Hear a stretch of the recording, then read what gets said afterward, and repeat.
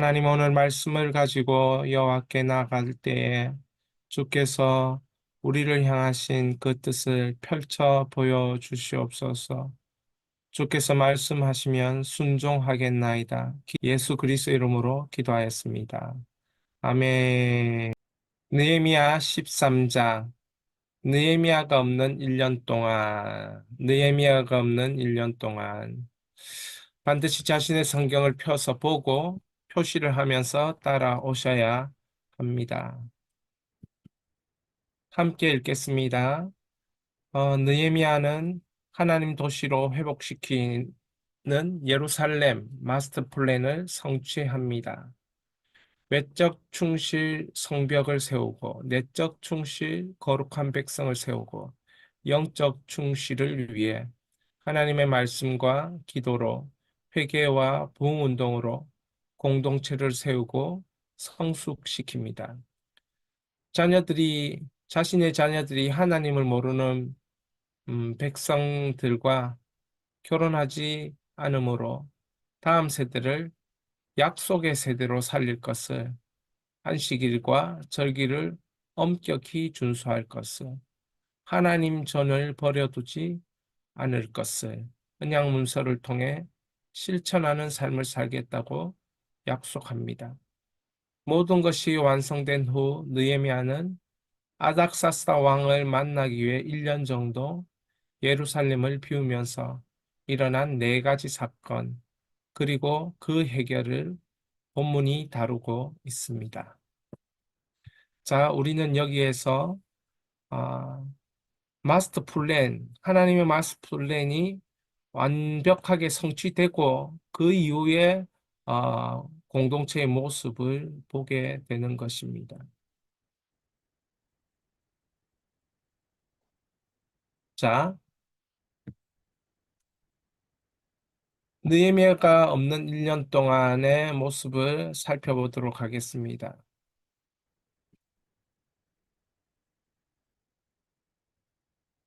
묵상 질문 1번.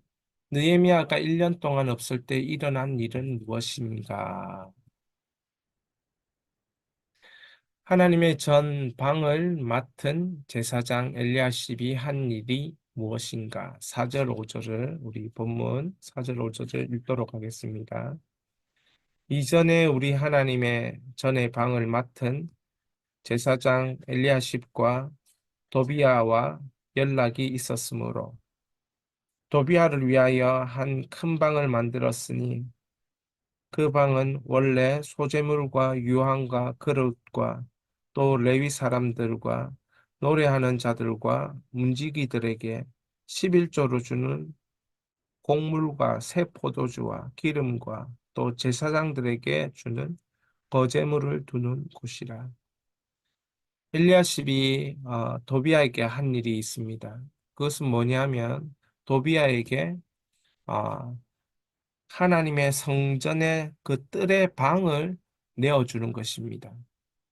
그 방은 어, 아무나 들어갈 수 있는 방이 아닙니다. 제사장들이 들어갈 수 있는 방이고 그 방은 하나님의 것을 이렇게 두는 그런 방입니다. 그런 방에 도비야가 누굽니까? 도비야와 산발락. 이스라엘 백성들의 정착을 방해한 사람, 성벽, 불탄 성벽을 새롭게 건축하고 증축할 때에 이 방해꾼 역할을 했던 사람이 바로 도비아입니다. 그런데 도비아를 그 하나님 전에 그 방을 내어 주었다는 것. 이게 얼마나 엄청난 일입니까? 그것도 그 방은 매우 큰 방인데 11조를 관리한다든지 하나님 성전 그 제단에 드리는 소재물을 관리한다든지 레위 사람들이나 모든 하나님의 그 성전을 맡은 자들이 사용하는 곳인데 그 방을 내어준 것입니다. 그러면 거기에 있는 물건들이라든지 레위 사람들은 어떻게 되는 것입니까? 느헤미야가 없는 1년 동안 이런 일이 일어난 것이죠. 자, 느헤미야가 없는 1년 동안 또 어떤 일이 일어났는가? 레위 사람들 그리고 노래하는 자들에게 일어난 일이 있습니다. 10절에서 13절입니다. 자, 10절부터 읽어봅니다. 함께 읽겠습니다. 내가 또 알아본즉 레위 사람들이 받을 몫을 주지 아니하였으므로 그 직무를 행하는 레위 사람들과 노래하는 자들이 각각 자기 밭으로 도망하였기로 내가 모든 민장을 꾸짖어 이르기를 하나님의 전이 어찌하여 버린 바 되었느냐 하고 곧 레위 사람을 불러 모아 다시 제자리로 세웠더니 이에 온 유다가 곡식과 새 포도주와 기름의 11조를 가져다가 곳간에 드림으로 내가 제 제사장 셀레마와 서기관 사독과 레위 사람 부다야를 창고지기로 삼고 마따냐의 손자 삭굴의 아들 하난을 버금으로 삼았더니 이는 그들이 충직한 자로 인정됨이라. 그 직분은 형제들에게 분배하는 일이 없느니라. 그러니까 레위 사람들에게 그 노래하는 자에게 돌아가야 될 그 분배의 목들을 이 성전 일하는 사람들에게 주지 않았습니다. 그래서 이 사람들이 먹고 살 길이 없으니까 그 직무를 내려놓고 각각 살기 위해서 자기 밭을 갈로 자기가 살기 위해 고향으로 다시 돌아가는 거예요. 그래서 1년 동안 느헤미야가 없을 때 이러한 일이 일어났고, 그래서 느헤미야가 다시 와서 이 일을 또 바로 잡는 거죠. 그래서 이제 11절에 보면 그 하나님 전을 이 버림바 되었느냐 그렇게 얘기하면서 레위 사람들을 왜 그들을 섬기지 않고 그들을 또 모으지 않았고 그들에게 주어야 될 것을 주지 않았느냐 이렇게 하면서 막 꾸짖으면서 느헤미야가 1년 후에 다시 와서 이렇게 그 성전의 일들을 회복시키는 작업을 하는 것이죠.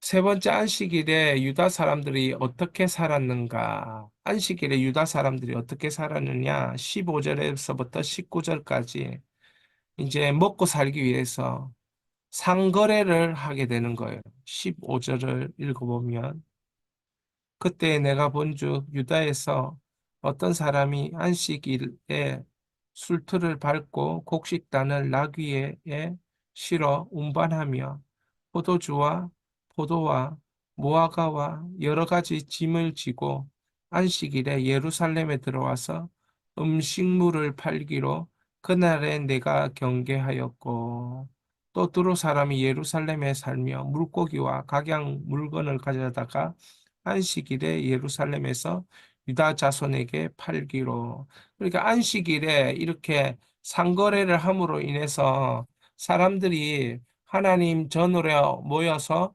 제대로 예배드리는 일들을 못하도록 방해했던 겁니다. 그러니까 이 방해한 것에 대해서 느헤미야가 참을 수 없는 거죠. 하나님 앞에 언약 문서를 올려드렸습니다. 하나님, 약속의 하나님께 우리도 이렇게 살겠다라고 약속했습니다. 그런데 그 약속을 지키지 않는 거예요. 안식일을, 절기를 엄격히 준수할 것이다. 이런 언약을 지키지 않는 거죠. 그리고 11조를 통해서 성전을 섬길 것이다. 그런 약속을 지키지 않는 것입니다. 그때 유다 사람들은 누구와 결혼했는가? 또 이 언약 몬세의 첫 번째, 우리의 자녀들을 이방인과 결혼시키지 않겠다 했는데, 23절부터 보면, 그때에 내가 또 본즉 유다 사람이 아스돗과 암몬과 모압 여인을 맞아 아내로 삼았는데, 그러니까 유다 사람들이 결혼을 그렇게 하지 않기로 하나님께 언약을 해드렸고 그렇게 실천할 것이라고 약속을 했는데 이 약속의 백성들이 어떻게 삽니까? 느헤미야가 없는 동안 자기들끼리 알아서 또 이 이방인과 결혼을 시키는 거예요. 다음 세대에. 그러면 다음 세대가 어떻게 되는 겁니까? 하나님을 믿고 하나님을 신뢰하고 하나님을 예배하고 경배하는 백성이 아니라 다른 솔로몬 왕이 타락한 것처럼 그렇게 타락한 백성, 하나님을 떠나는 백성이 된다는 거예요. 그걸 막기 위해서 언약 문서에 이방 사람들과 결혼하지 않을 것을 언약해놓고 그 언약을 지키지 않는 것입니다. 그래서 느헤미야가 어떻게 합니까? 25절에 보시면 참 25절에 기가 막힌 성경 구절입니다. 25절 같이 읽겠습니다. 내가 그들을 책망하고 저주하여 그들 중 몇 사람을 때리고 그들의 머리털을 뽑고 이르되 너희는 너희 딸들을 그들의 아들들에게 주지 말고 너희 아들들이나 너희를 위하여 그들의 딸들을 데려오지 아니하겠다고 하나님을 가르쳐 맹세하라. 어떻게 합니까? 느헤미야가 때리고 그들의 머리털을 뽑고 이렇게 말하는 거예요. 26절 보십시오. 또 이르기를 옛적에 이스라엘 왕 솔로몬이 이 일로 범죄하지 아니하였느냐.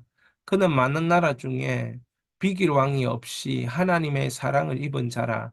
하나님이 그를 왕으로 삼아온 이스라엘을 다스리게 하셨으나 이방 여인의 그를 범죄하게 하였나니. 그러니까 이방 여인과 결혼했기 때문에 이 뛰어난 솔로몬 왕이 범죄하는 사람 됐다는 거예요. 하나님 앞에서.